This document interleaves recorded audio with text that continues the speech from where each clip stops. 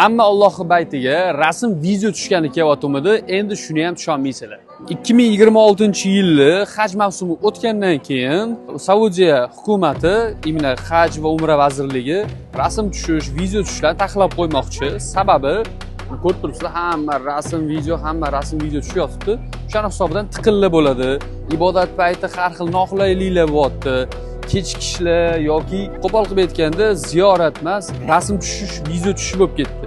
Ko'pchilik bilasizlar, hozir ko'zga rasm video tushgani kelyapti. Ya'ni ibodatga emas, shu yerga kelganman, shu yerda yuribman deyish uchun kelishyapti. Hammani qo'lida telefon. Agar rasm video tushib olgan bo'lsanglar, shuni sizlarda oxirgisi bo'ladi. Hamda qilib tushib olgansizlar-ku.